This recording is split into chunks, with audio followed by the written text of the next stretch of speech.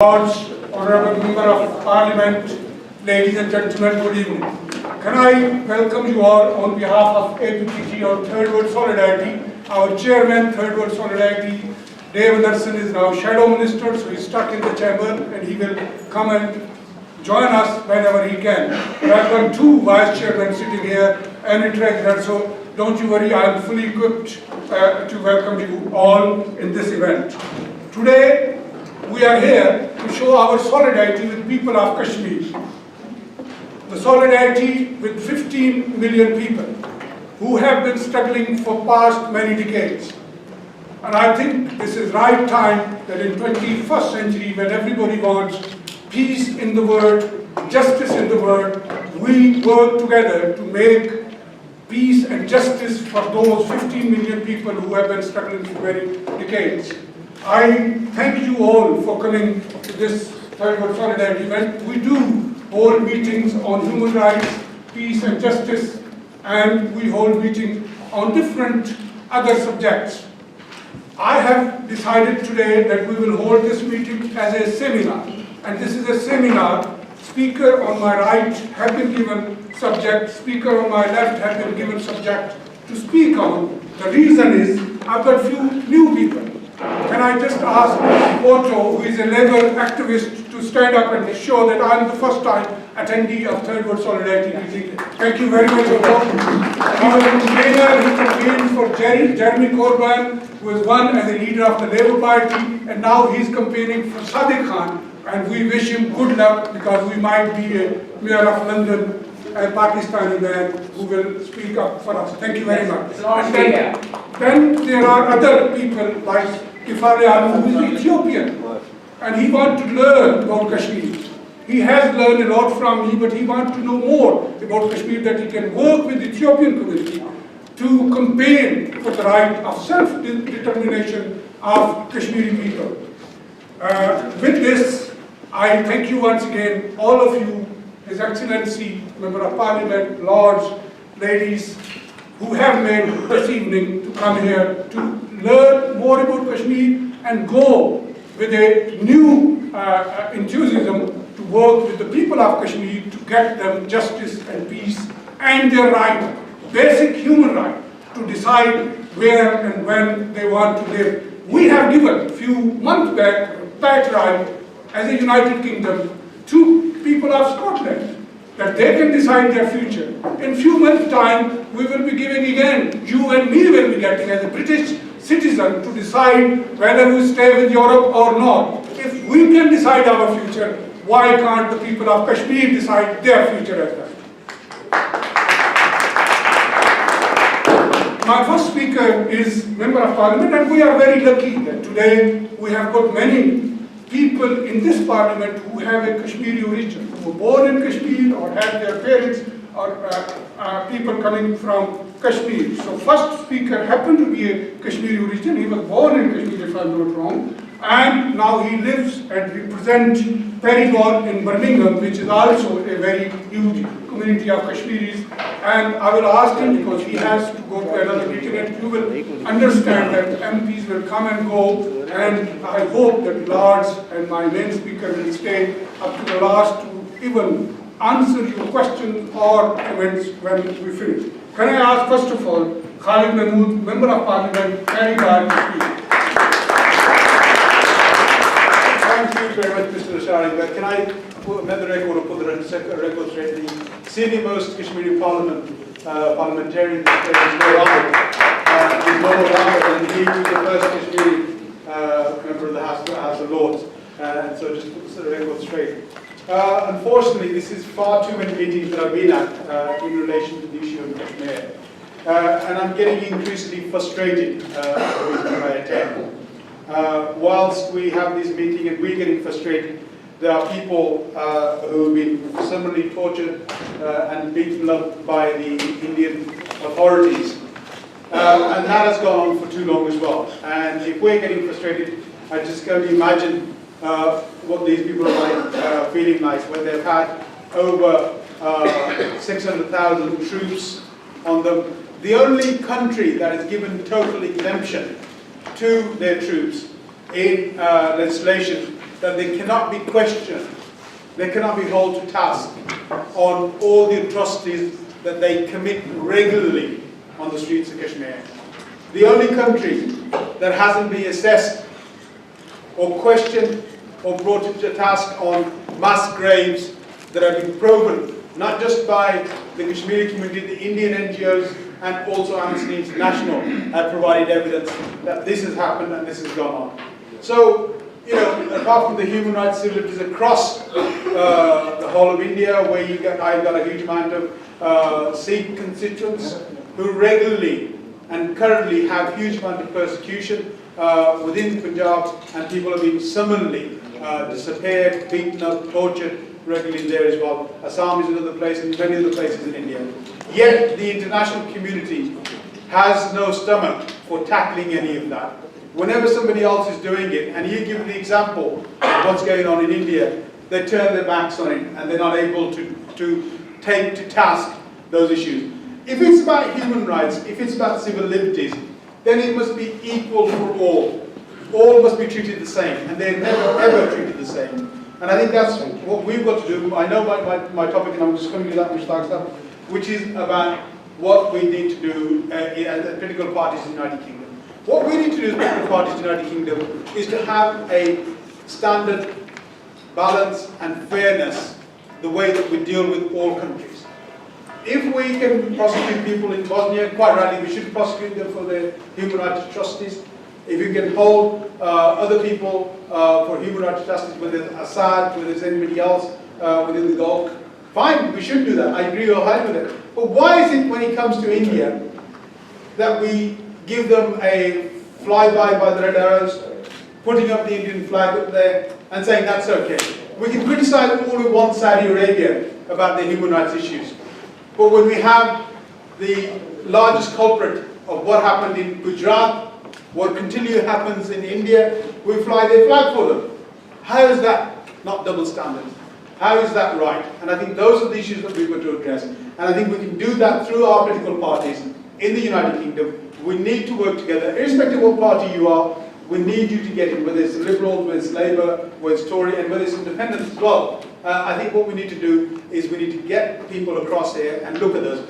And I think for far too long we've had a very diverse agenda on this. Why don't we focus the agenda where we should be at? Focus the agenda on the issue of human rights and civil liberties, the atrocities that are taking place day in, day out. Let's focus the agenda. Let's bring it to task. India wants to be on the Security Council. It wants to be recognized as the largest democracy in the world. Well, let it behave like one. Why doesn't it behave like one? Why does nobody take into account that it behaves like one?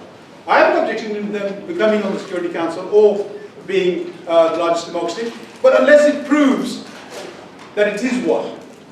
And that's the test that we've got to hold for them. And let's sort of, from here please, let's go forward and see an agenda that we can work on and hold these people to task through our parliaments, through our parties. And let's not create double standards. Let's do something that we can work on. Thank you. Thank you very much, Khalid Mahmood Sahab. Khalid Mahmood Sahab was a part of that campaign when the Labour Party in 1995, led by many other parliamentarian councillors in the United Kingdom, passed a resolution that when we come to the government, we will positively work to resolve the Kashmir issue.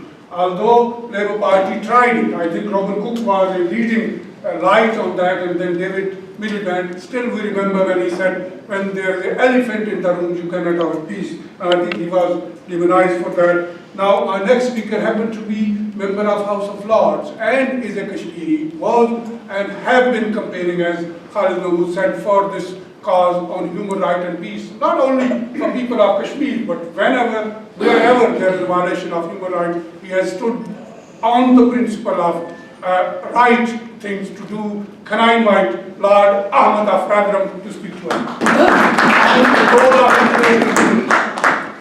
Bismillahirrahmanirrahim. Your Excellency, High Commissioner of Pakistan, members of Parliament, very distinguished ladies and gentlemen. Let me first of all say thank you very much to all-party parliamentary group on Third World Solidarity for organising this event, and I thank both Raja Najabat Sahab and also Mushtaq Lasharie Sahab for organising these meetings on regular basis.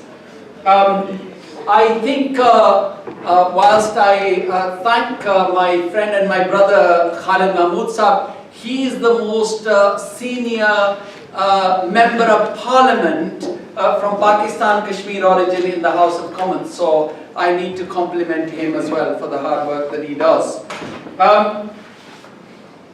First of all, I just want to remind everyone that Kashmir Solidarity Day was first actually launched by Qazi Hussain Ahmed Sahab. May Allah give him the highest position in Jannah for doing it.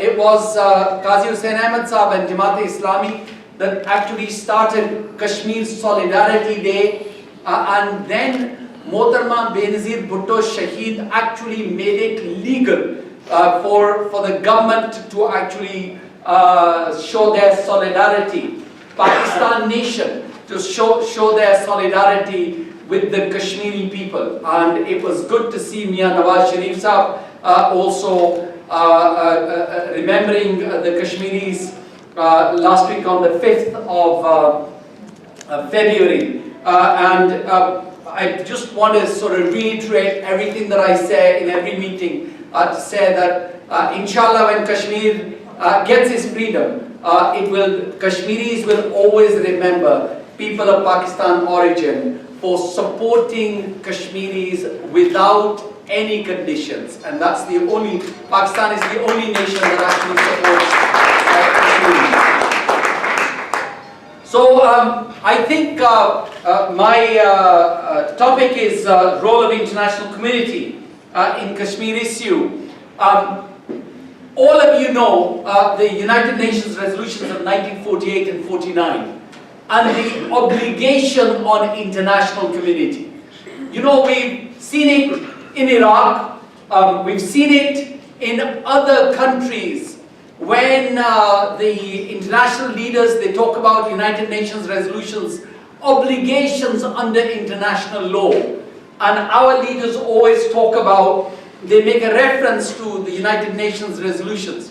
Whether it is a chapter 6 or a chapter 7, whatever the resolution is, the very fact that there is a legal document and you cannot supersede it by bilateral agreements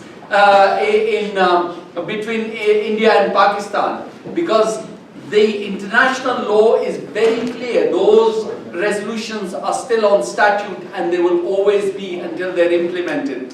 And the one in particular, that giving right of self-determination, free and fair in an impartial plebiscite to the Kashmiri people is still legal. But sadly, the international community has a number of issues. One, after 9/11 and 7/7, we have seen the international community actually change the language. Before 9/11, 7/7, many people, if they didn't call Kashmiris freedom fighters, at least they didn't call them terrorists. Because you have 700,000 soldiers, like Khalid has said, like Lasharie Sahab has said, engaged in war crimes, engaged in abuse, torture, extrajudicial killings, and of course disappearance and rape of Kashmiri men, women and children. I just want to say a number of things, because here I just want to bring in something that in the past here in the Houses of Parliament, members of Parliament have said we don't get information, and because sadly actually we are very good at doing demonstrations outside High Commission, you know, small demonstrations. We are very good with organizing meetings, but we are not very good on social media. So here you have, now I've given this information. British Friends of Kashmir, something that I am connected with, have now got all these social media sites for your information. If you want to put up any videos, your articles, your you know, any information, please help us to keep it updated is something that should have been done 20 years ago, 10 years ago, but sadly we haven't done it. It's only just in the last 2 months, and this will, inshallah, we have people, dedicated team who are working on it. So if you want to take information and share it with others and even members of parliament.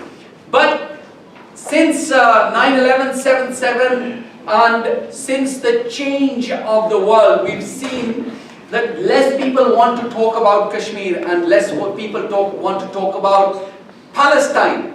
And we know there are some brave people like Gerald Kaufman, who still talks about Kashmir and also Palestine. And in fact, I was in Manchester with him the other day and I really loved what he said. He said, I've been in Parliament now for 47 years. And if it takes me to stay in Parliament for another 47 years until Kashmir is freed, I'm not retiring. So we need people who are dedicated, who are committed, people who are not afraid of raising the issue of Kashmir and raising the abuses of human rights. Sadly, I think Mr. Lasharie is absolutely right that in 1995, and I know he just said other people involved, I was the one who actually chaired the, I don't want any plaques or anything for doing it, but the Labour Party's resolution, in fact, Lord Korbansa was there, many other people were there. Many constituencies, 9 constituencies actually sent the resolution, and it was Sir Gerald Kaufman actually, who was Shadow Foreign Secretary. He drafted that resolution. I chaired the meeting here in Parliament. I wasn't a member of Parliament, and Claire Short, Sir Gerald Kaufman and Max Madden were 3 people who sat around me, and we launched that resolution. And then, alhamdulillah, and thank God that Sir Gerald Kaufman was able to negotiate with the National Executive Committee of the Labour Party to withdraw the resolutions, but to have it as a party policy. So I want to put it on record and thank Sir Gerald Kaufman, and I want you all to thank him. So international, whilst, you know, I accept sometimes our expectations are more than what people can deliver, but there is an obligation on the international community. But if I just can say that even OIC or Arab League haven't constantly actually supported our cause. Arab League does little bit. They've got this contact group, and they at the United Nations they have a side meeting, and it's great because the Azad Kashmir leaders get a chance to go to New York, and they can have a few days holidays there. But sadly, nothing is delivered. At the United Nations, Kashmir used to be discussed on annual basis. Sadly, that's been removed now as well. At Arab League level, we've never had support. And I remember even meeting with Yasser Arafat, Sir Gerald. And I asked, when I met with him, I said, you know, even when I was a young lad, I supported the Palestinian cause. Why didn't you support the Kashmiri cause? And he actually told me, he said, you know, sadly, I agree with you, I should have supported Kashmir cause. But because India was a bigger country, and because we had the world split into the capitalist world and the socialist world, and the socialist world supported the Palestinian cause, but America, NATO, and Western Europe did not support our cause because they supported the Israeli stance. And so therefore, I was too busy making friends with the Indians. Today, sadly, even though the Labour Party had this policy, and Robin Cook and even David Miliband was prepared to stand up when he went to India and he was prepared to talk about Kashmir, the Conservative Party, and if there are friends here from the Conservative Party, I please ask you and I challenge you to go and ask the government or anybody from the Conservative Party to raise Kashmir, because they are not prepared to raise Kashmir. And in fact, if anything, even when Pakistan wants a criminal for some sort of money laundering cases, Indians put pressure on because their fingerprints are all over that money that has come to London. And you know what I'm saying. And inshallah, I've written a letter today and it will become public, but the point I'm trying to make to you is that there's so much pressure. Today's relations between India and UK are mostly based because of business. It is these billions of dollars of contract that is being given to the UK and also Europe as well and the United States of America. And so therefore, none of these countries are prepared to raise the issue of human rights and the issue of right of self-determination. It is good that we talk about Scotland and Wales and Northern Ireland. It is good that we talk about East Timor and South Sudan and all the others who've been given. But nobody wants to talk about Kashmir. It is because India is too big and too powerful and they don't want to do it. But so, I can go on for much longer and Lasharie Sahib is saying don't. All I want to say to you is that thank you for coming here and supporting the Kashmiri cause. Thank you for supporting the Kashmiri people's right of self-determination. Thank you for continuing, Raja Najabat, Mushtaq, Lasharie and all the others. By the way, all those members of parliament who continue to support Kashmir cause, please continue doing it, because even if we don't get the results this year, next year or in 5 years, one day Kashmir will be freed and Kashmiris will get the right of self-determination.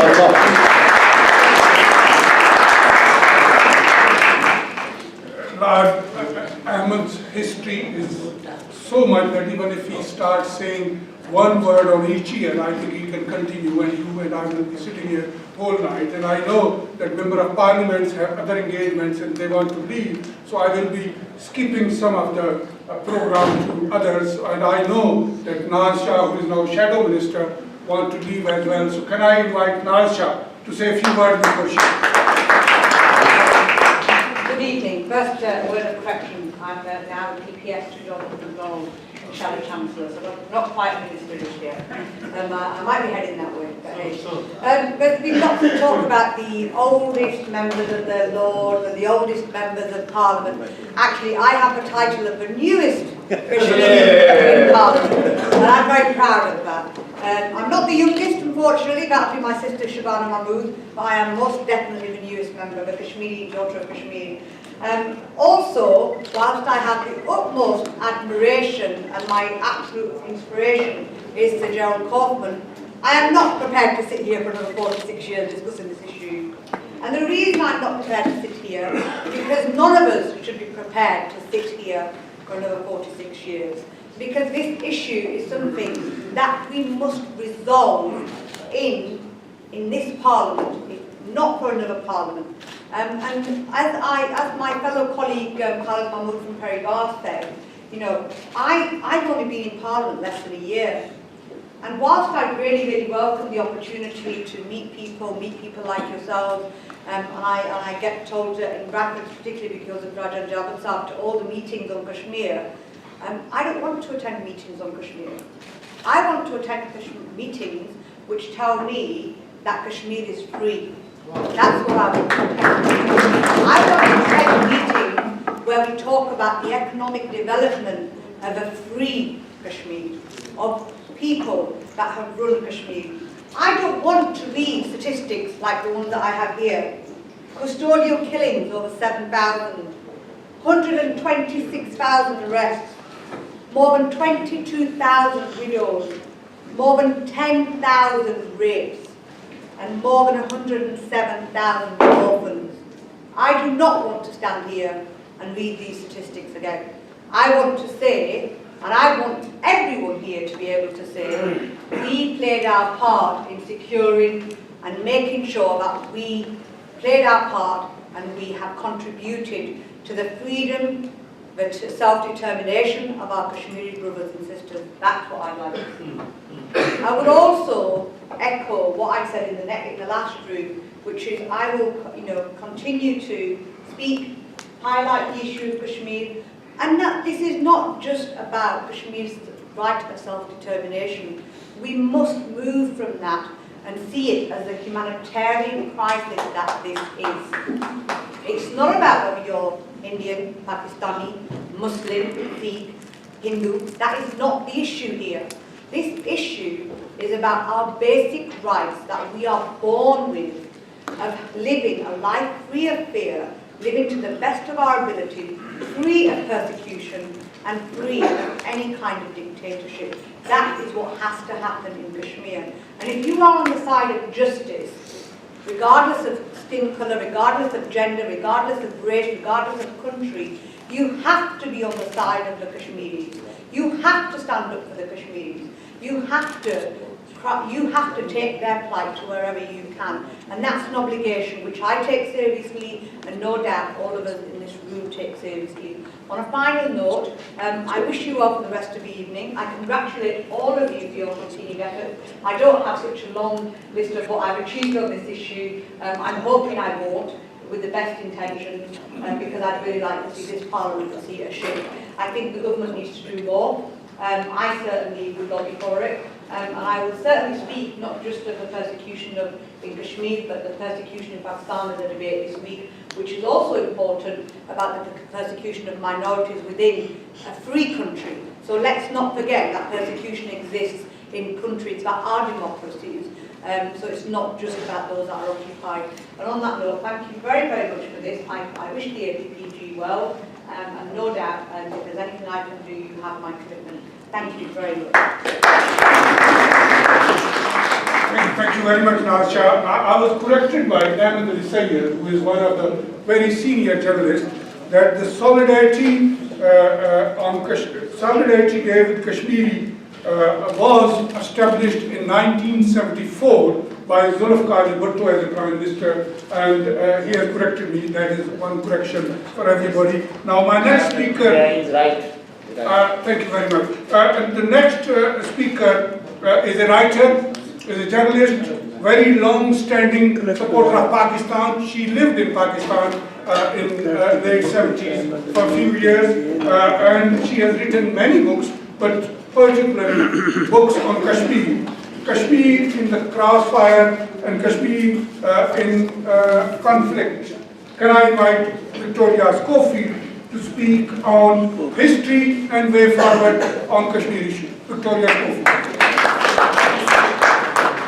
Thank you very much, Mushtaq, Your Excellency, Lord Ahmed, an old friend for a long time, and Gerald Kaufman, and ladies and gentlemen. I'm delighted to be here on another Kashmir Solidarity Day, but I feel that I'm also echoing the previous speakers that I don't want to have to speak at any more Kashmir functions, because it's about time the issue was resolved.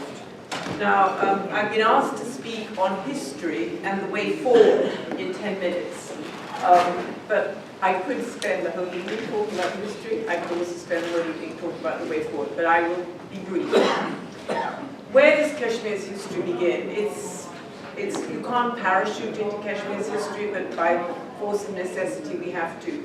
I think we should parachute firstly into 1846, when by the Treaty of Amritsar, the British, for geostrategic reasons, decided to create what we know today as the state of Jammu and Kashmir.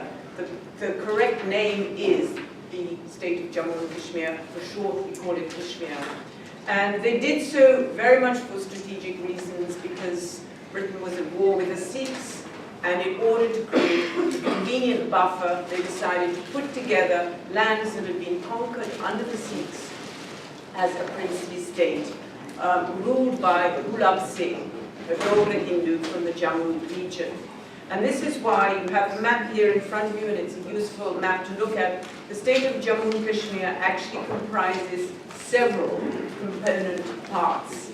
And we have obviously in the present day what we call Gilgit-Baltistan, we have Ladakh, we have Jammu, we have the Valley of Kashmir, and then we have that narrow strip of land which we call Azad Jammu and Kashmir. Again, it's not Azad Kashmir, that's what we call it for short, it's Azad Jammu and Kashmir, and that name came into being in 1947, the free part of Jammu and Kashmir.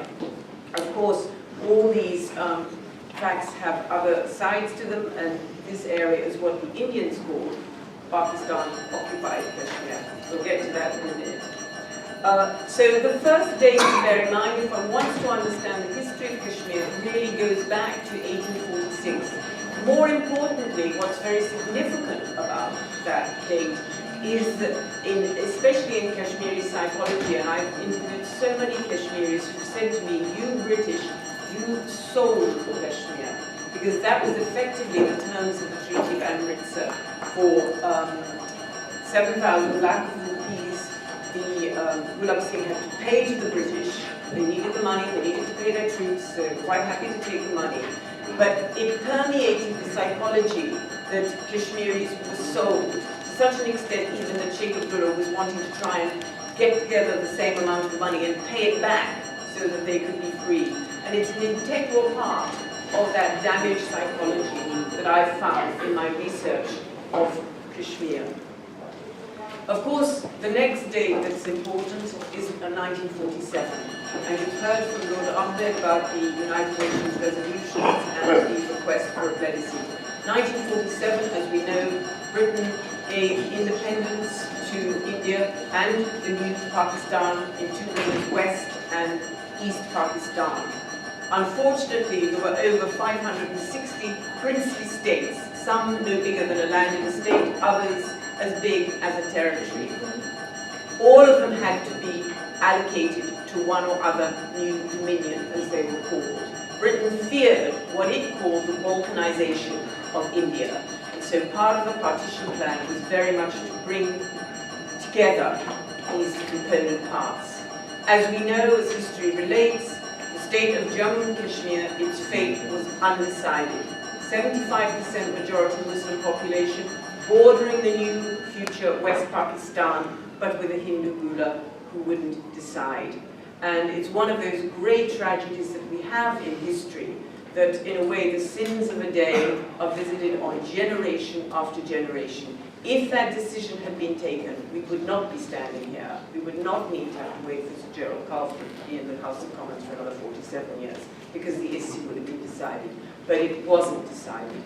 And so that is another critical date for students of history, and I encourage you all to read the history of Kashmir so that you know what that history is.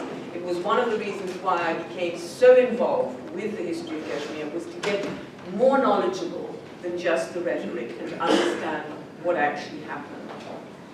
Critical date, again, third date, is 1953, and I state this date, it's not often mentioned, but it was when that special status that Kashmir was given when it performed its temporary accession to India was the beginning of it being eroded.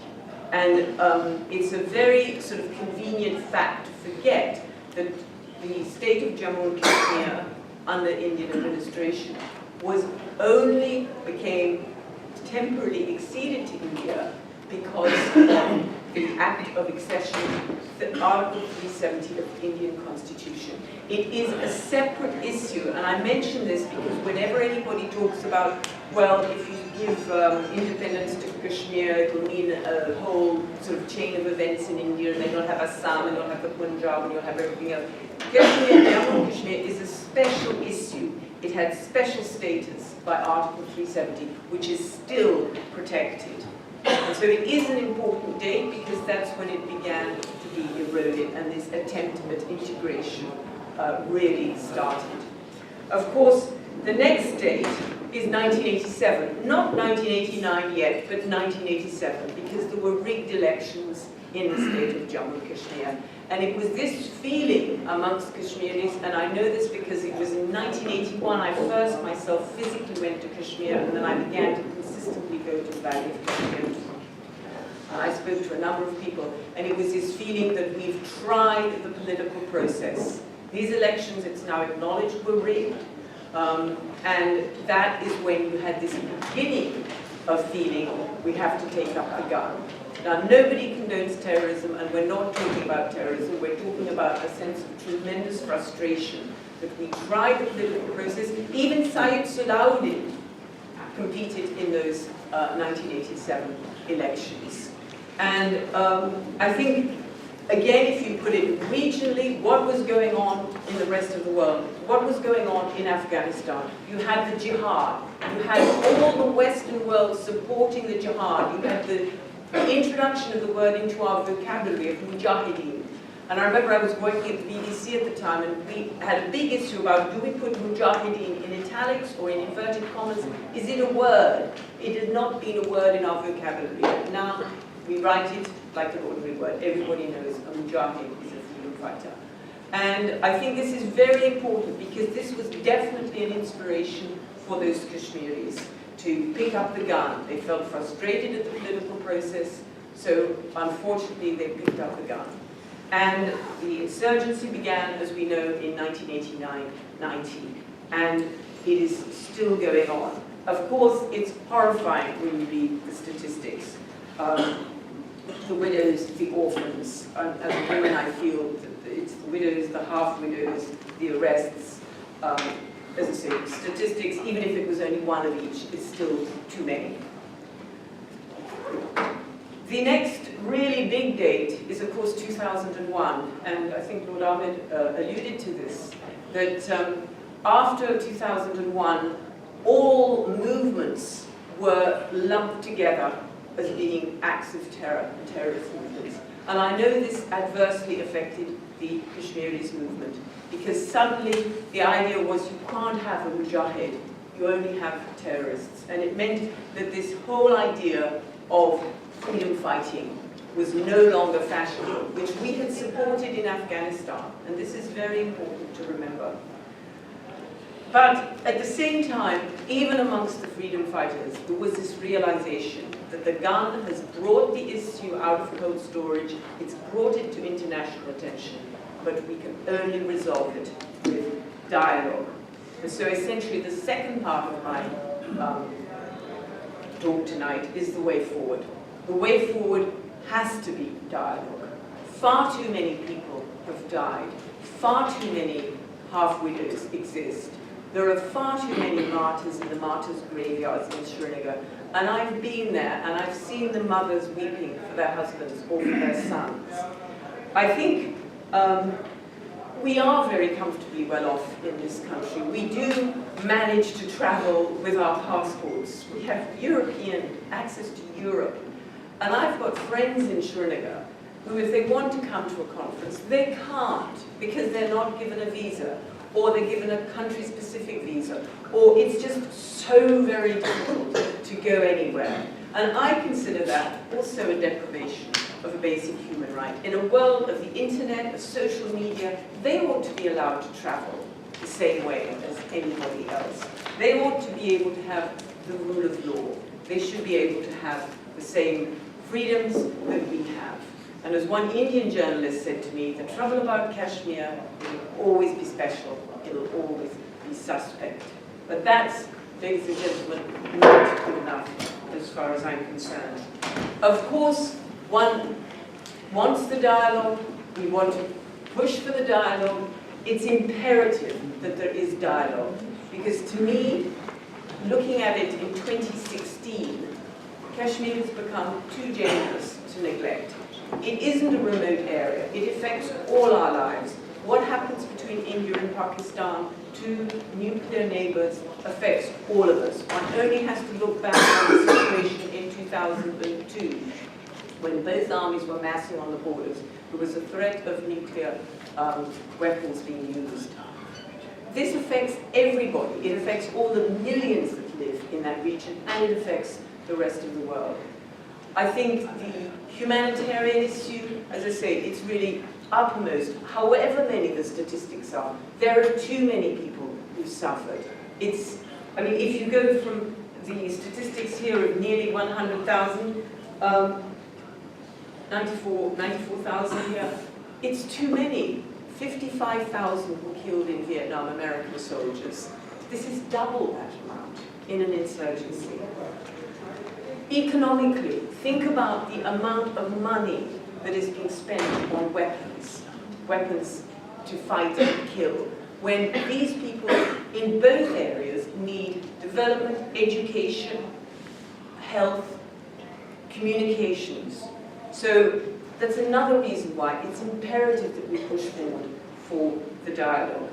And I think finally, because, as I say, as a humanitarian and as somebody who loves the region and has been very fortunate in the connections I've made over such a long time that I'm now embarrassed to say that I first went to Pakistan to live in 1978. I must look very sort of fresh, because whenever I go to Pakistan I get asked, is this your first visit? And I go, oh no, I've been here many times, and they're a bit disappointed because they want to be able to tell me how wonderful the country is, which I already know. And indeed, India is a wonderful country. The people are wonderful, but it's the governments we have to pressure to sit and negotiate. And what I am absolutely adamant about is that there has to be representation from the state of Jammu and Kashmir. I always remember, I think it was Shah who said to me, Simlas failed because it did not represent the views of the sons of the soil. So one cannot expect that there's going to be a resolution of the issue without representation from the state of Jammu and Kashmir. So I hope I haven't gone over 10 minutes. The history, the way forward. Thank you. Thank you very much, Victoria. I think you have given us some information which is needed for a lot of people who are first-timers. Can I welcome all the councillors from Conservative Party, Labour Party? I can see Chaudhry Mehboob from Redbridge, Natasha from Southall, Aisha was sitting here. I hope you will take this message back to your constituencies, other councillors who are sitting here. Take your message back to your MPs and your local constituents and carry on working with us, that we are able to resolve issue of Kashmir, not after a long time, but very soon. And I hope it is done within this parliament and before the next elections in India and Pakistan are held. Can I now invite Victoria, you are 100% right. Third World Solidarity believes in dialogue, because you cannot solve the issues through wars. We have seen too many wars, too many killings, and we should sit on the table and do the dialogue, which is the most important thing to do.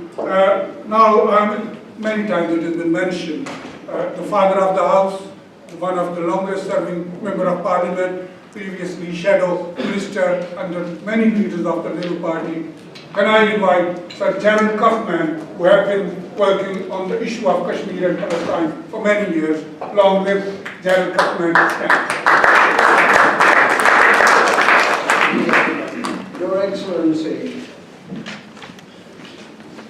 this weekend has been Kashmir Solidarity Weekend, and it has been extremely important that we demonstrate vocally and visibly our solidarity with the people of Jammu and Kashmir. And it's quite right to talk about Jammu and Kashmir, because while we concentrate on the Indian occupation of large parts of Kashmir, let us not forget that the people of Jammu are suffering as well. And I've been there, and I've seen them in their refugee camps in Jammu. And it is inexcusable of the Indian government that while they spend billions on armaments, they will not spend the money on their own refugees, and they will not spend the money on their own poor. There are more poor people in India. There are more people in India living in poverty. There are more people in India living on the streets, and I've seen it myself, than in any other country in the world. And it is a serious discredit that while more than 100 million people in India live in poverty and on the streets, India spends all that money on armaments, and India has nuclear weapons. I've seen it all for myself, and I've been there many times, and it never fails to hit me.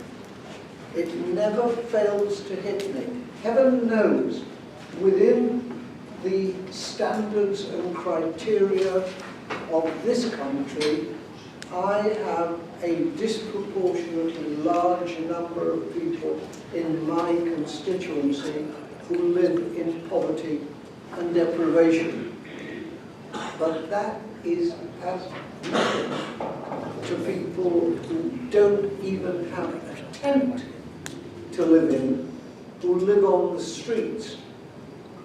When the Indian Prime Minister came here not long ago, I was invited to a lunch given in Manchester because they wanted his money. And he came to Manchester, trailed like a pet dog by the Prime Minister of this country, and I refused to go to the lunch because I was not going to be part of that ethos where money counts and people and freedom do not count.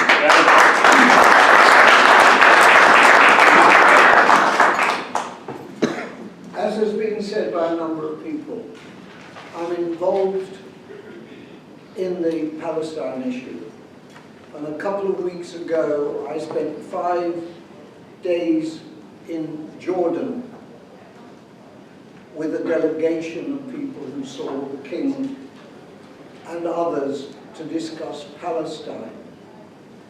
I impressed upon them that although the Palestine issue is a heartbreaking and infuriating issue, and the failure of the international community to address itself to it is a scandal, the Kashmir issue is even older than the Palestine issue. The Kashmir issue next year will be 70 years old. It is the oldest unsolved confrontational issue in the world. And the failure of the international community to deal with it is not only culpable, but stupid. Because as long as there is nuclear confrontation between India and Pakistan, the world is unsafe. We look at terrible things happening on this planet. We look at what is going on in and around Syria. We look at and I was in Jordan when the country of Jordan is being broken because of the amount of money they spend on looking after Syrian refugees. But more people have died over the Kashmir issue even than have died over the Syrian issue. And it is a matter, as I say, not simply of heartlessness, but of stupidity that the leaders of the international community fail to be active on it. When you look at President Obama, the worst Democratic Party president of the United States in my political lifetime, what does he do? He sends drones to murder Pakistanis. 3,000 Pakistanis murdered by Obama. He sends pursuit squads into Pakistan, violating Pakistan's sovereignty in a way that he would never tolerate the violation of his own country's sovereignty. This country, the government has said specifically, clearly and deliberately that it will not involve itself in the India-Pakistan issue and says that it's a matter only between India and Pakistan. Well, they don't say that about Syria, where they carry out aimless, lethal, culpable bombing just to make a show. They don't say that that's a matter between the Syrian people. This government is culpable in the way that Obama is culpable. And for that reason, what we do, every time we do it, is indispensable and essential and must go on. We will not let go. We will go on until the Kashmiri people have the right to decide their own future.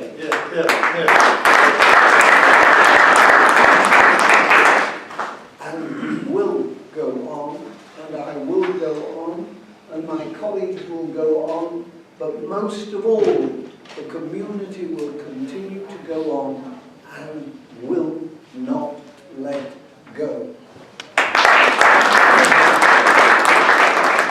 Thank you very much, Gerald Kaufman. I also want to welcome Councillor Raja Alias from Woking. He's traveled a long way. Can I ask Raja Najabat to come here and invite, after Lord Qurban to say a few words? I think he can come here. Can I invite now Lord Qurban Hussain of Luto to speak on role of United Nations in Kashmir issue? Mr. Chairman, Your Excellency, my Lord, Members of Parliament, ladies and gentlemen, a very good evening and Assalamu alaikum.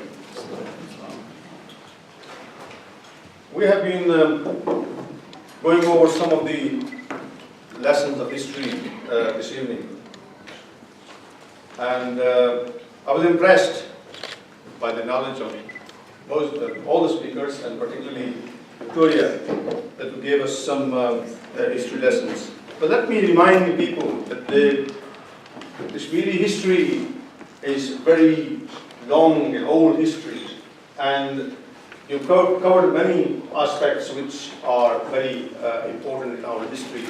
But let me remind you one or two others before I go on to my subject.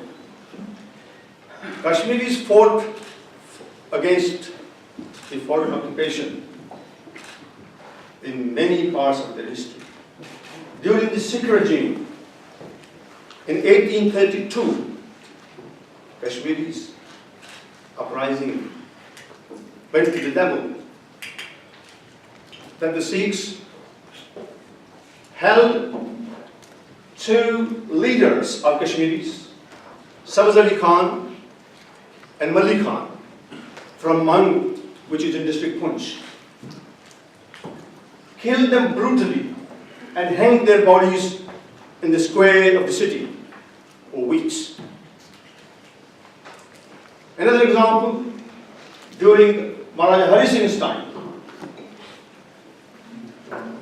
on 13th of July 1931, another uprising came up. And remember, this is all long before a demand for independent Pakistan, because independent Pakistan's resolution came in 1940, 23rd of March in Lahore. And we are talking about 13th of July 1931, when uprising in Srinagar against the Maharaja's rule, and the Maharaja's forces opened fire. And history tells us that many people lost their lives.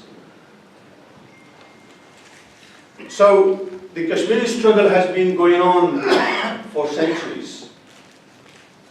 And Kashmiris are determined that they will never rest until they get their freedom. So whoever is occupying them must learn from the history of Kashmiris. They are not going to rest until they get their freedom. And coming back to the subject that I'm being given to address this evening, that is Kashmir at the United Nations. We know that Indian subcontinent was divided on two-nation theory. Muslim line were Muslims, and the rest went to India. And a couple of things that we have to remind ourselves. It's not that many people don't know, but just to remind ourselves. Muslims of Indian subcontinent were forced to have a homeland for themselves. Although those who had suffered at the discrimination of the majority Hindus had asked for an independent country in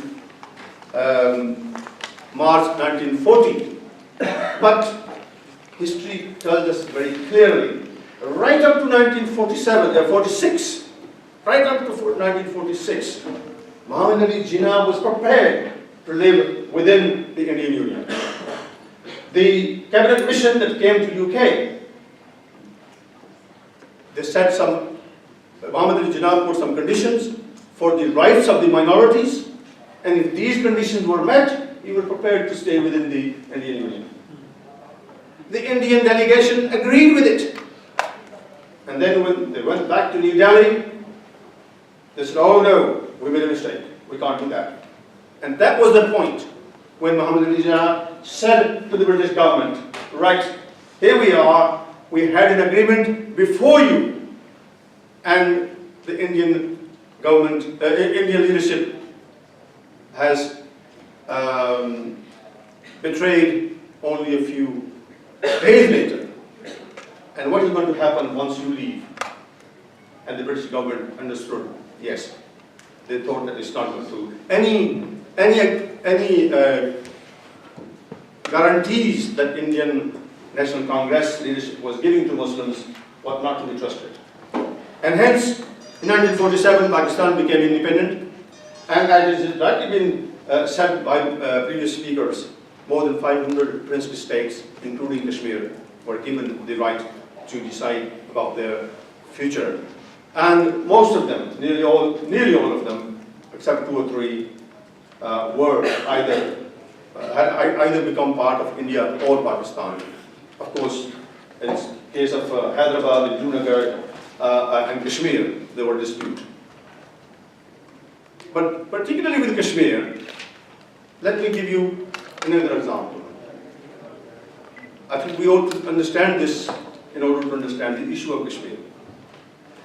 The uprising against the Maharaja was so popular when Pakistan came into being and the Maharaja was not deciding which way to go. The Muslims were already against the Maharaja's rule. They were fighting for freedom anyway, and they took up arms against the Maharaja. Azad Kashmir, Gilgit-Baltistan was fought by the local people, by the generation of my grandfather and father, who liberated Azad Kashmir and the Gilgit-Baltistan. And the Kashmiris in the valley would also have been liberated if India did not run to the United Nations. Because by that time, the Pakistani army has also come into support of the Kashmiris, and India soon ran to the United Nations. It is India who ran to the United Nations in January 1948, asking for a ceasefire, and made a commitment that the Kashmiri people will decide at the end of the day what they want to do about their future. It wasn't Pakistan, it wasn't Kashmiri, it was India who went to the United Nations and promised, and not promised to the United Nations, they promised to the whole world and gave pledges that the Kashmiris will get to decide about their future. And of course, the first resolution came into this first resolution of the Security Council came in April 1948, and then the UN, the Commission on India and Pakistan also passed the first resolution on 13th of August 1948. It has many, well, it has the criteria how to implement the resolutions, but it gave the Kashmiri people the right to decide about their future. Many resolutions after that, January 1949 and many others, I think in total maybe about 11 resolutions on Kashmir. And it has always been India who has been running away from its commitment. In 1949, the Indian Parliament gave Article 370 to have Kashmiris a special status within the Indian Union. Even then, the United Nations has said that it is not going to change the status of the Kashmir issue. When later on, in 1951, elections were held, and India said, oh well, now that the Kashmiris have participated in the local elections, there is no need for the UN plebiscite. The United Nations again said that no, participation in local elections cannot be substitute for the right of self-determination. And the UN has reiterated that again and again. And for that, I believe,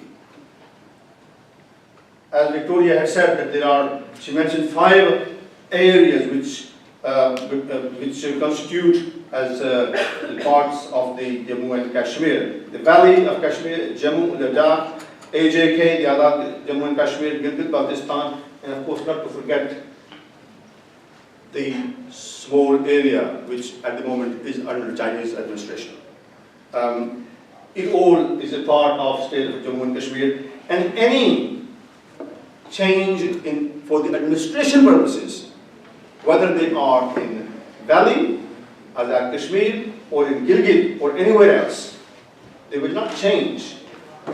They will not change the status of Kashmir issue at the United Nations. Because the United Nations resolutions are, they stand as they were.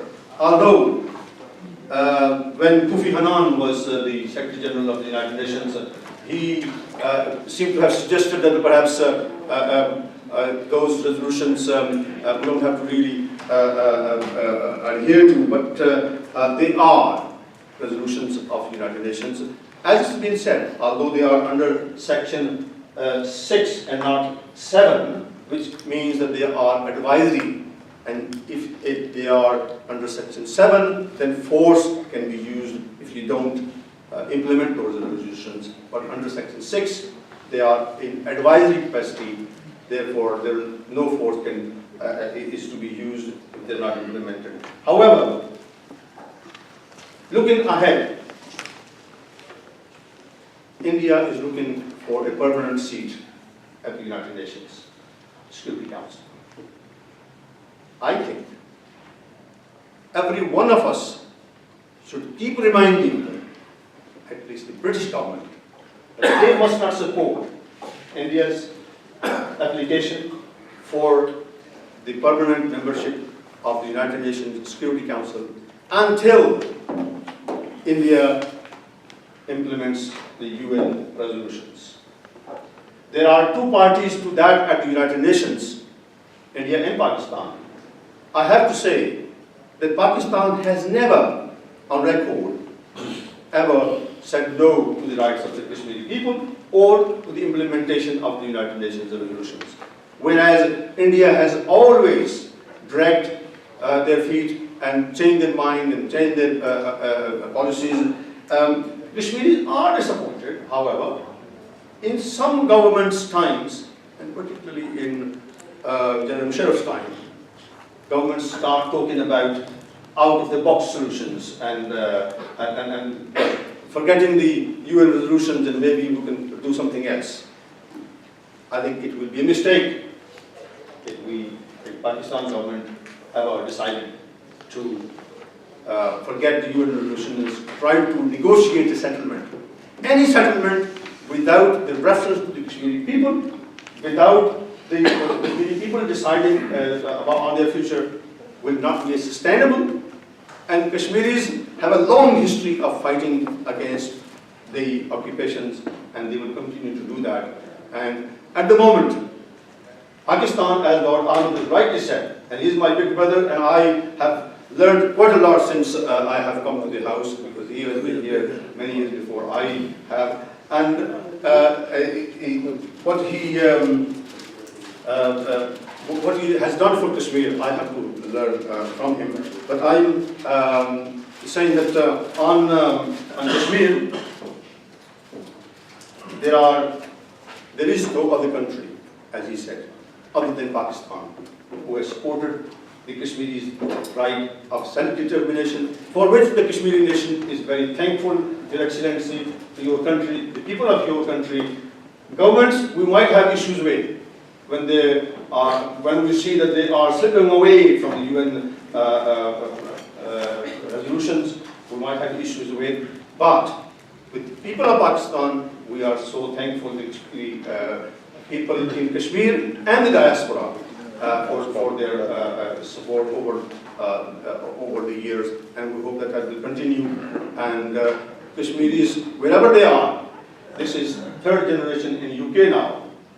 But since 1947, India thought by putting Sheikh Abdullah in prison, the nation will forget it. By killing a few thousand people, the Kashmiris will forget about their freedom. But that is a mistake. Kashmiris will never give up until their right is being given to them to decide about the future. Thank you. Thank you very much, Lord Hussain Sahab.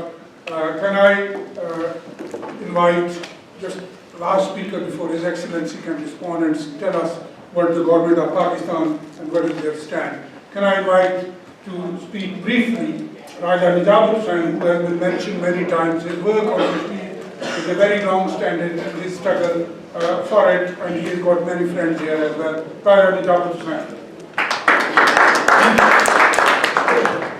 नहमदुहु व नसल्ली अला रसूलिल करीम अम्मा बाद फ़ाऊज़ु बिल्लाहि मिनश शैतानिर रजीम बिस्मिल्लाहिर रहमानिर रहीम.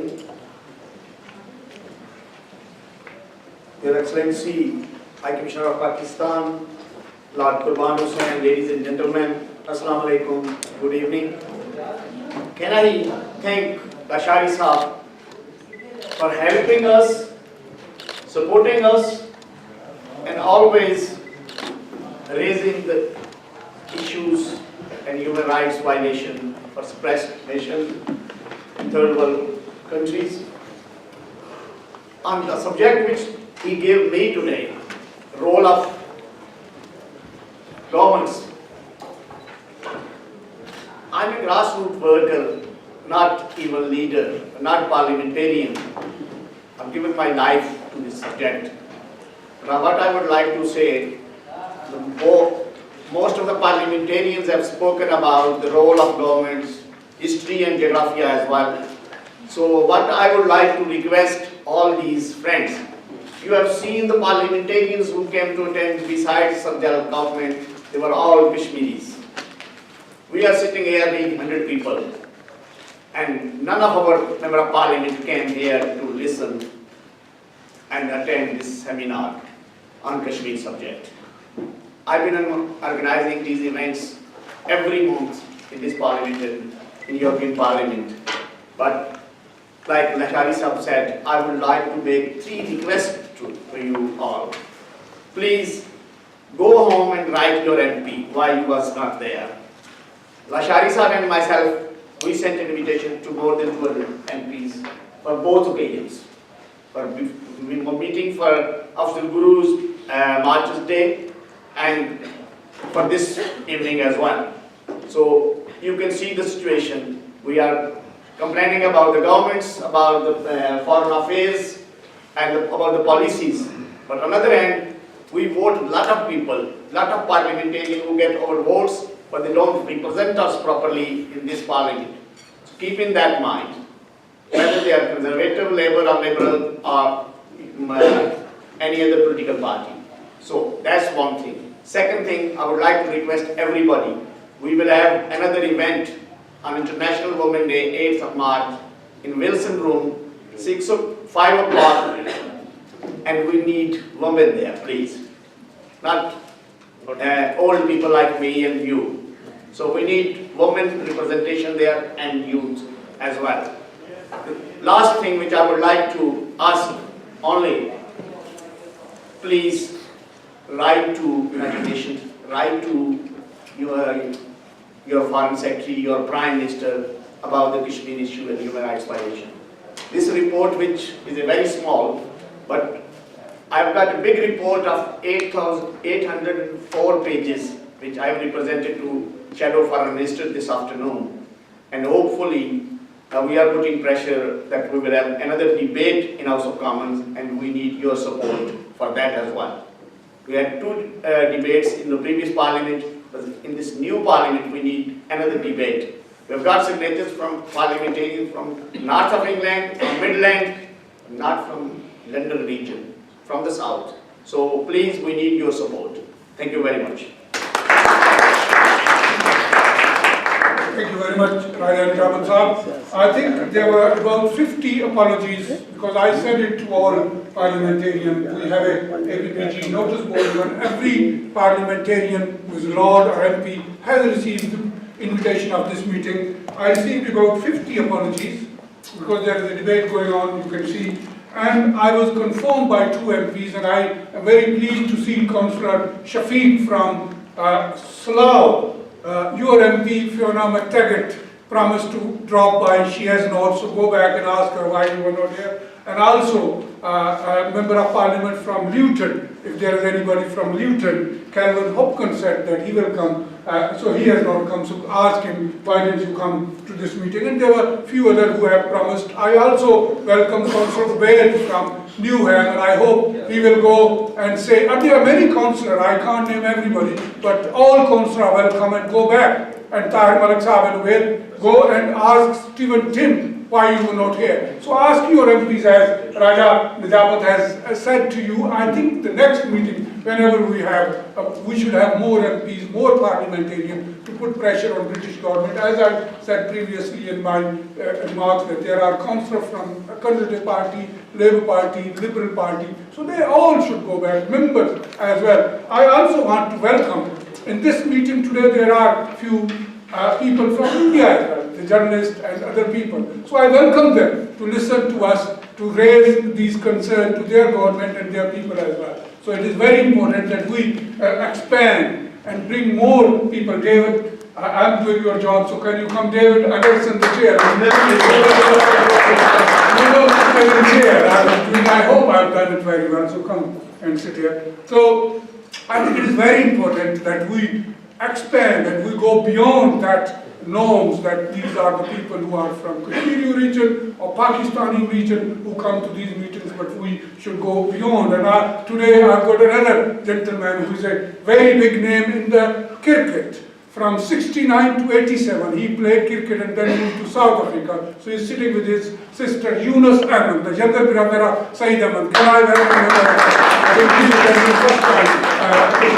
So I think it is very important to go beyond your norms. Can I now remind, and Dave, you came on a very right time, because His Excellency is going to speak, and then we are going to open it for question and answer. His Excellency Sayyid Ibne Abbas, since he has come to London, I think he has done a lot of work. His officer have done a lot of work. We welcome Deputy High Commissioner as well, Dr. Hussain, and few other who have worked at the background of this meeting as well with me to make it more successful. Can I invite His Excellency Sayyid Abbas to speak?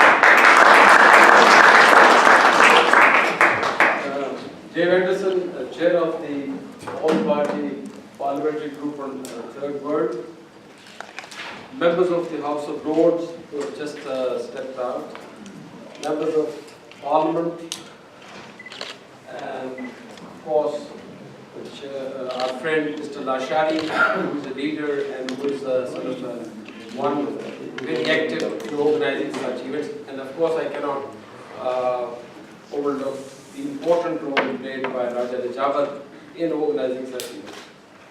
Last but not least, of course, we heard our friend and voice of the voiceless people of Kashmir, Victoria Schofield, who gave a very excellent tour de horizon of the history of Kashmir, Jammu and Kashmir. I stand corrected. Ladies and gentlemen, I know I am the last speaker. I don't want to take much of your time. A lot has been said in excellent speeches which were delivered here. Some very passionately out of the personal experiences of the people who had gone through the atrocities and the violations which we are talking about here this evening. And other, as Victoria gave, a tour de horizon of the what is this Kashmir issue and problem about. Of course, this would be very helpful for the activists who are here this evening, first time ever, yourself, and another one which was recognized by Lasharie Shah.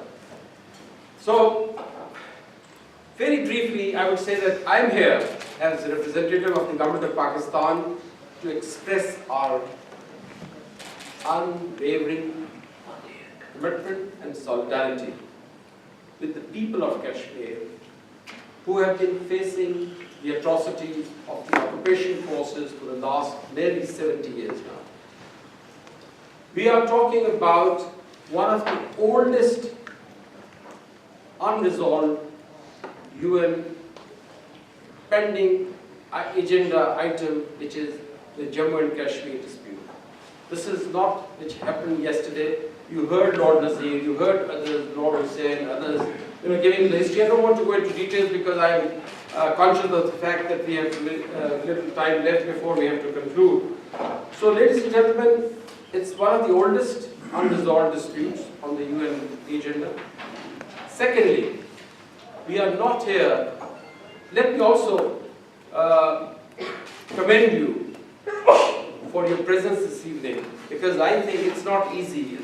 It's a working day, it's a late hours in the evening, but still, you people have made yourself available for a cause which is very dear to your heart. So, of course, thank you. And I think it's because of people like yourself, efforts, that today we are seeing the Kashmir cause resonating in the corridors and the halls of this Westminster Parliament, which is, I think, in my reckoning, is the manifestation of the good work done by these people who have been trying to keep this cause above and alive and kicking. So I think with this, I would say very briefly that we are not here to discuss any territorial dispute.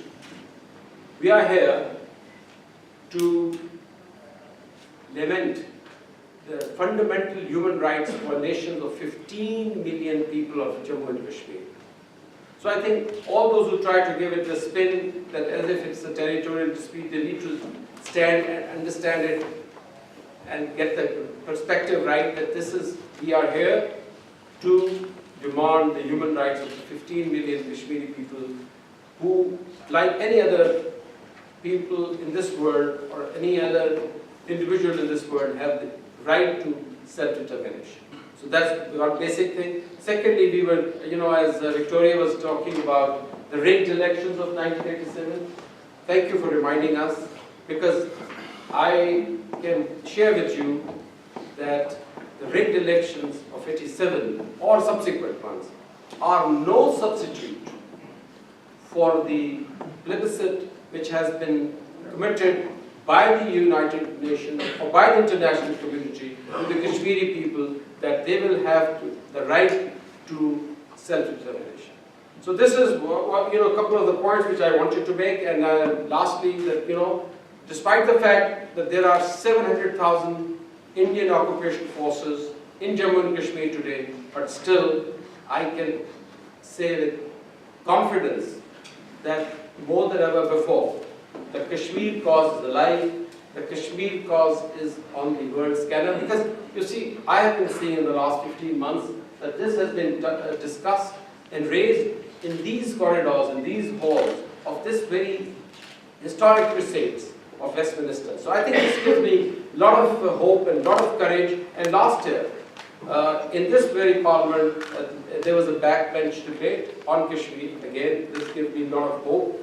And I must compliment and I must commend all of you and the people and the leaders who have been taking the lead in organizing these events. Because it might look to us, it might appear to us that, year after year, it's been 70 years, that we have been discussing this issue, nothing happened. But friends, don't be disheartened. Things are moving.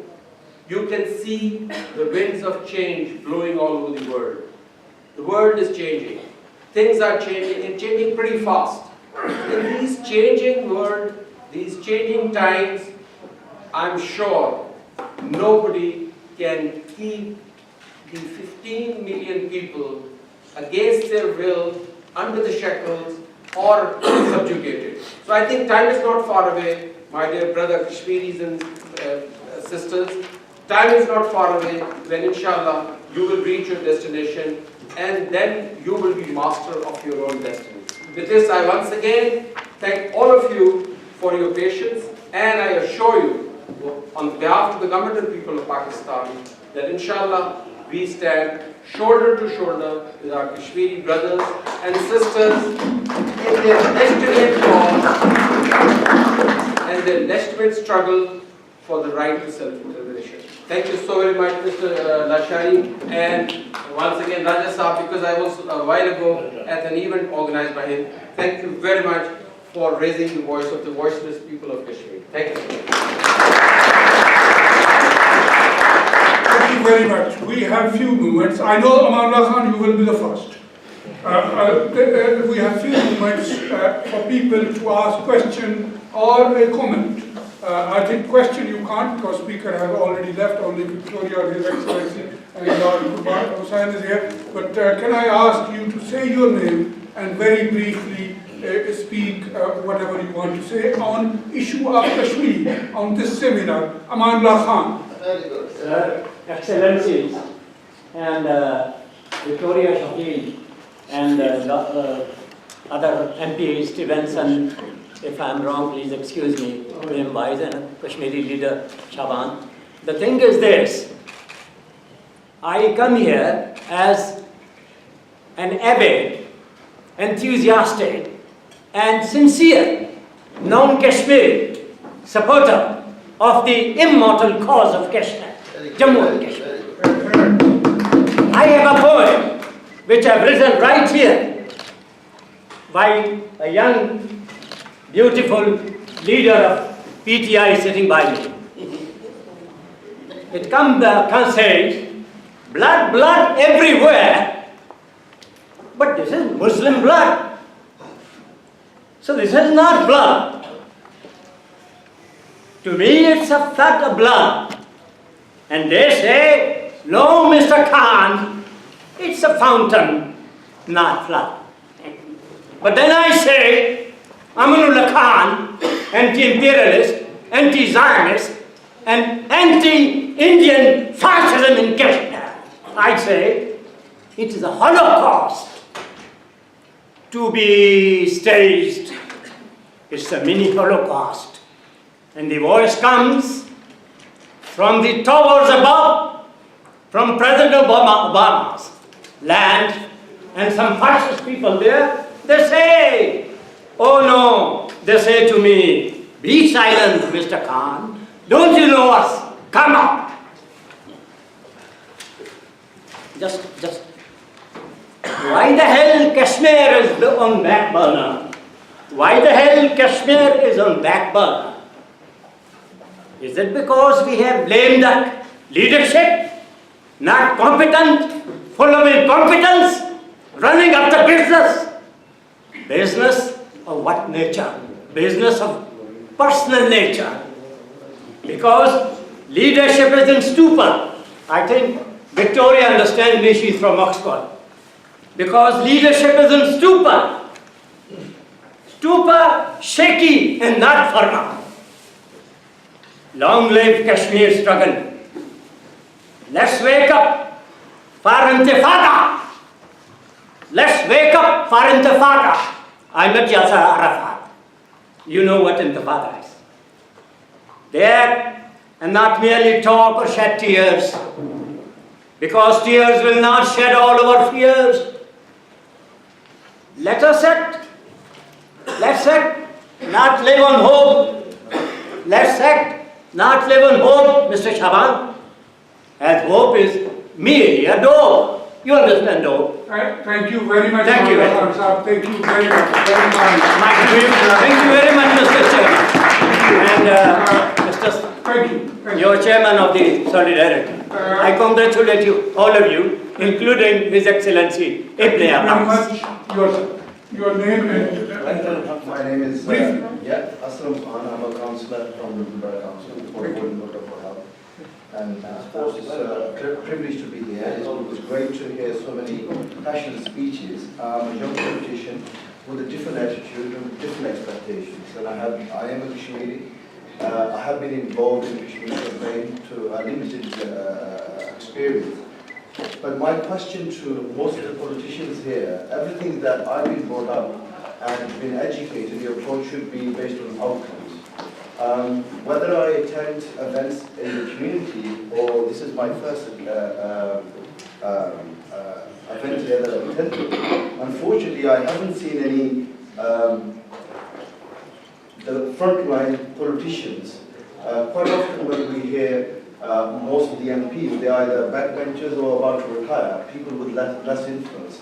For those people who are in a position of power, my question to you is that your party has been here for several years. How come that you haven't attracted the attention of whether frontline politicians, whether they are in the opposition or the government?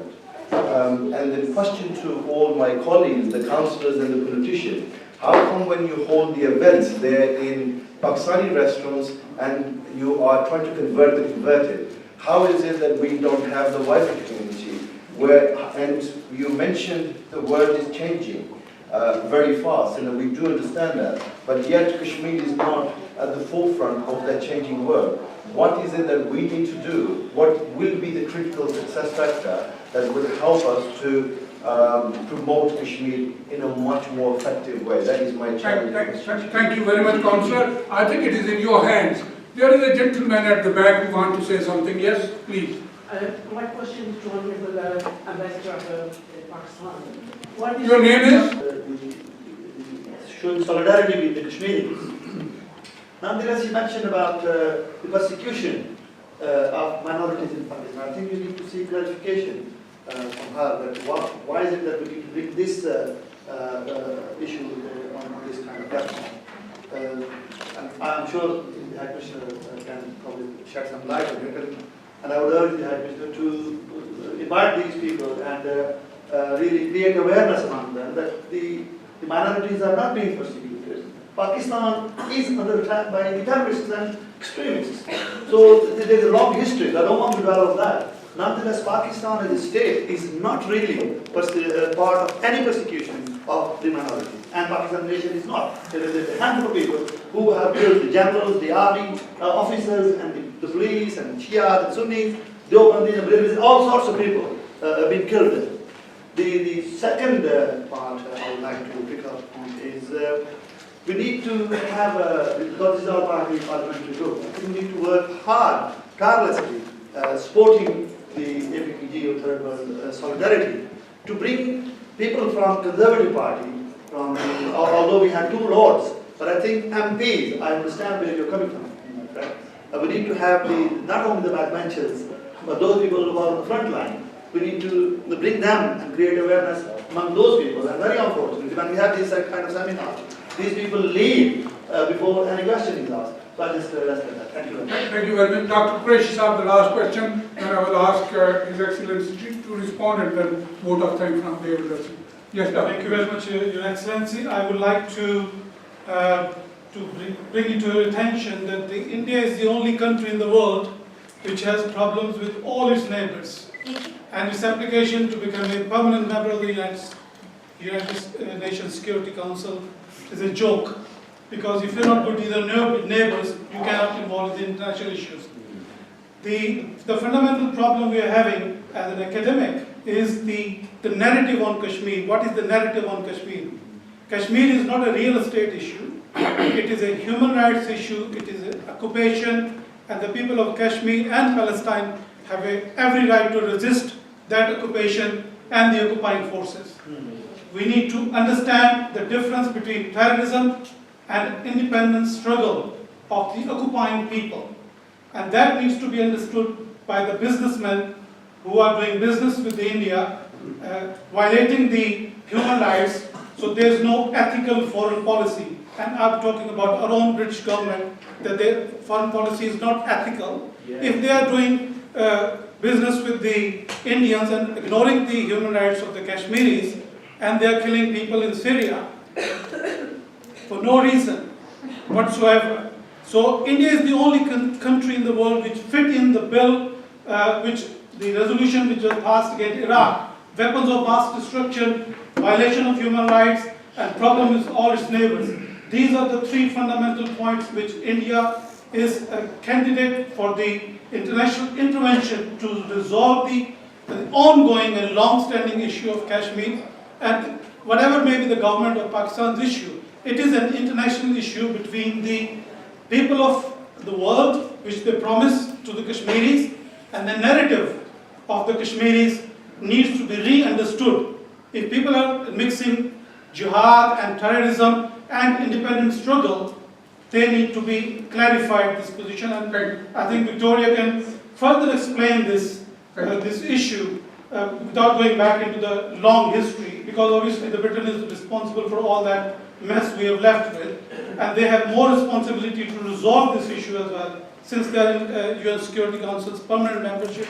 And when Prime Minister Cameron promised India that he is going to support the seat, I think this is really immoral, unethical, and unjustifiable stance on his behalf. Thank you. Thank you very much. Can you close the door, please, because this voice is going on. We are not in the Security Council. Shakir Qureshi Saab, last one, please. कोई question नहीं है, just एक शेर कहना चाहता हूँ।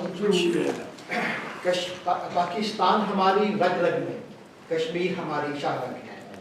अगर हमारे मोहतरम कश्मीरी रहनुमा नजाबत साहब जैसे, जिन्होंने आज खुद को कह दिया कि मेरे जैसे बूढ़े खाना बंद करें, नौजवान शुरू करें, अगर हम इस पॉलिसी के ऊपर ठहर जाएं, इसके ऊपर एतकाद कर लें, एतमाद कर लें कि पाकिस्तान को अपनी रग रग में समा के कश्मीर को अपनी शहादत बना लें, और फिर हम आवाज़ दें अपने नौजवानों को, अपने खवातीन को, अपने बूढ़ों को, अपने पाकिस्तान के मुजाहिदों को, तो फिर आपका मसला हल होगा। आज कई साल गुजरे कि आपने एमपीज़ को बुला के वो थक चुके, ये लोग जो बैठे हुए हैं ये भी अंतिम थक जाएंगे, लेकिन आपको ये काम करना पड़ेगा जो पाकिस्तान की फैशन करते हैं उनको रोकना पड़ेगा। Thank you very much. Can I just say a few words in response to Councillor No, sorry.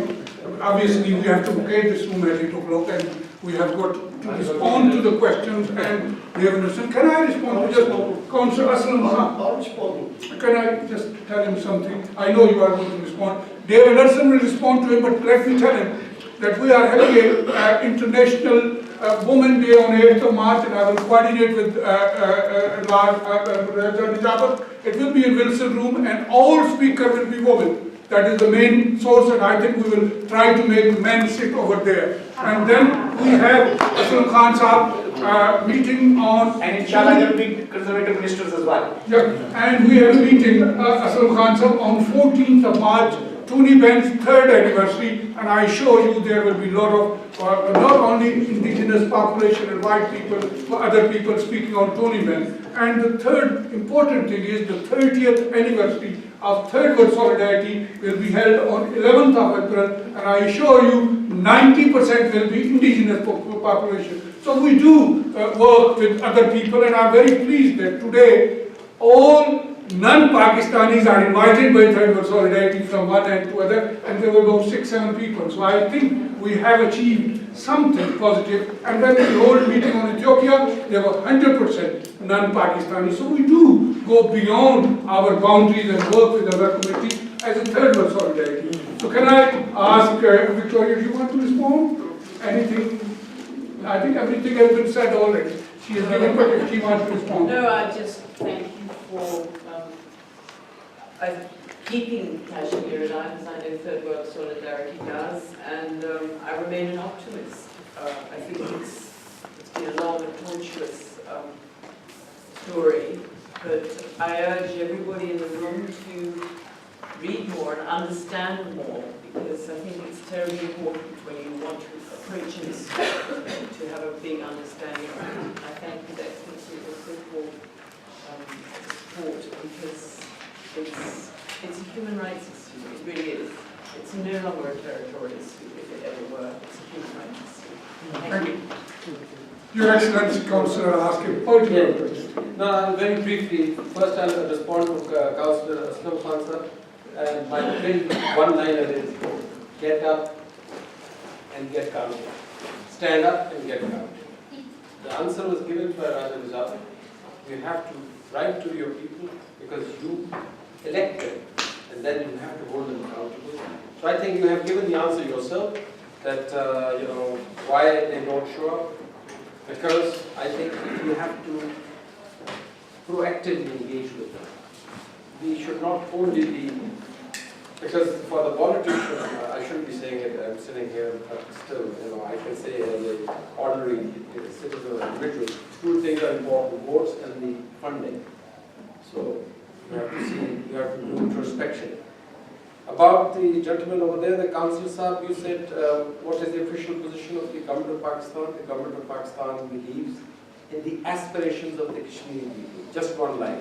Whatever they will decide, we will go along with it.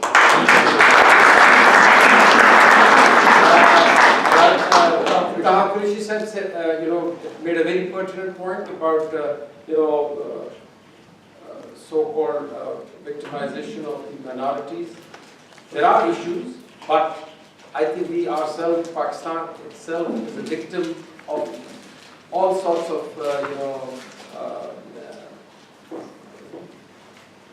vilification and, I would say, intrigues. So I think there is a perception and there is a reality. The reality is we ourselves are victims. But the perception is, there are some vested interests who would like to portray as if, we are the bad guys, we are responsible for everything going wrong in the world. But that's not correct, my friend. Seeing is believing. I think all those people who have visited the country, like Victoria Schofield, they are not, ordinary people. She's a scholar, she's a writer, she's a journalist, she's a thinking person. So if she thinks, all is not that bad as some people would like us to believe, would like others to believe, then I think there's something wrong with those people. There are agendas. Finally, I think, Dr. Sahab, yes, you're right, absolutely, because we have to change the narrative, and there is a change already taking place. But I think Victoria has already responded to you when she said the world changed on 2001, when the freedom fighters and the terrorists were bracketed. So I think the world has changed, but there's no reason for being disheartened or giving up, because the legitimate causes and the legitimate struggles must go on. Because I think this would be unfair, for the world to sort of have a blind eye after what they have done was legitimate few years ago, and all of a sudden, because of certain undesirable or undesired developments happening, everything can become topsy-turvy. That's not correct. The freedom, fighting, all the fundamental human rights like self-determination cannot overnight change. So I think, well, yes, the world would like us to believe that everything has changed, but no. The principles will remain, the fundamental principles remain always the fundamental, and there will be no compromise on the principle. And I think the legitimate struggle, the right to self-determination is a fundamental human right, and nobody can take us away from any one of us. Thank you. Thank you very much, Your Excellency. I think I met Dave in 2005 when he got elected from Leiden. He came from a minor background. He was vice president of miners, and I can see few people who are of my age who must have seen the fight of miners in this country in 1984-85 when they were trying to get the better rights for the trade union. And he was vice president of that. Since I have met him, the Third World Solidarity has gone from a very small human rights organization to an international organization. And as I said, we do hold a lot of meetings on Palestine, Ethiopia, Cuba, to Kashmir, and from Palestine to Chechnya. And I think he has taken us above. Can I ask, and now he is a shadow minister, that's why he was not here from the beginning, but he promised that I will come at 7:30 when I get freedom from chamber, and here he was. Can I invite him to say a few words and vote of thanks to you all? Dave Anderson, Chairman of APC. Thanks very much, Mushtaq, for that undeserved but welcome. Can I just say, in starting, His Excellency was right. Politicians are bothered about votes. They are bothered about funding. Some of us are bothered about doing the right thing. That's why I'm involved with this group. It's not to do with votes. There's no votes for me in here. There's no money for me in here. I'm not bothered. It's about doing the right thing. And the right thing is standing up against oppression. I just say to a colleague from Luton, when we have one of these meetings, every MP in this House is invited. Every MP is invited to be a member of this group. We have quite a large group, but not everybody's on it. People have other work to do, people may not have an interest, but in terms of trying to get people here, we always try and do that. The work that we take out of here will be fed by what you said tonight, when we, for example, have a question down next week if it gets raised, if I'm allowed to raise it by the Speaker, on challenging the government, our government, on where are they in now on Kashmir. It might not get heard with the news. How will we pick up from what's being said here at night to make the case? The reality is, it's hard not to be negative. I was looking around before to see my friend Taj was in. He isn't. I've been promising Taj Richard for 10 years that things are going to get better in the situation of Kashmir. And unfortunately, I haven't kept that promise. And I haven't kept that promise because forces greater than me that stopped me keeping that promise. Because you know the reality. You're part of a power player in the same way as the Kurds were a power player in Iraq in the 1980s, when we as a country in the West sat back while Saddam was trying to wipe the Kurds off the face of the earth, and while 1 million Iraqi and Iranian young men were killing each other on battlefields. The West shut up because they were happy, because they were keeping the Ayatollah under control. And Kashmir, unfortunately, is just seen as a pawn in a game of chess. And it's quite sad that that's the case 70 years on from a situation which should never have existed in the first place.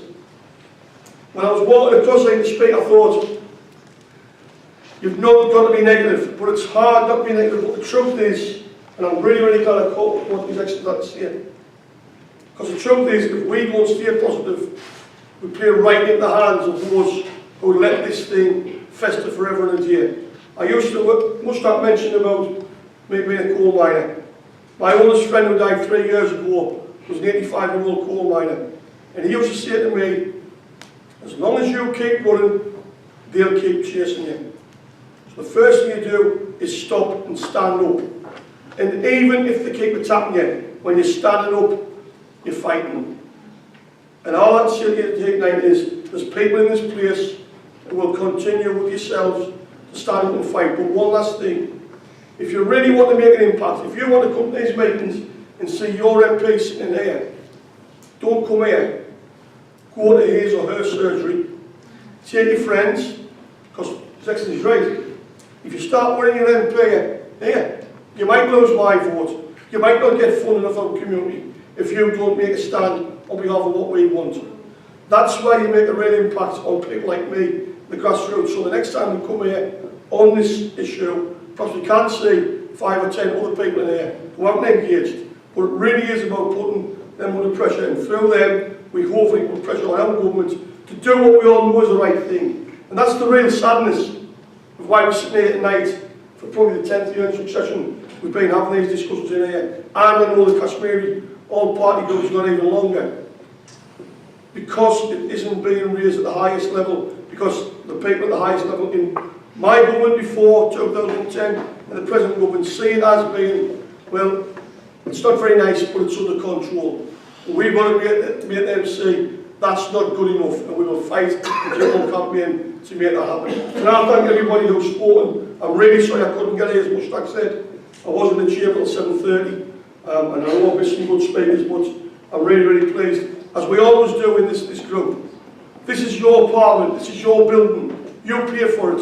You have the right to be here and come and have a go at people like me, and long may it continue. Thanks very much. Thank you very much, and have a safe journey.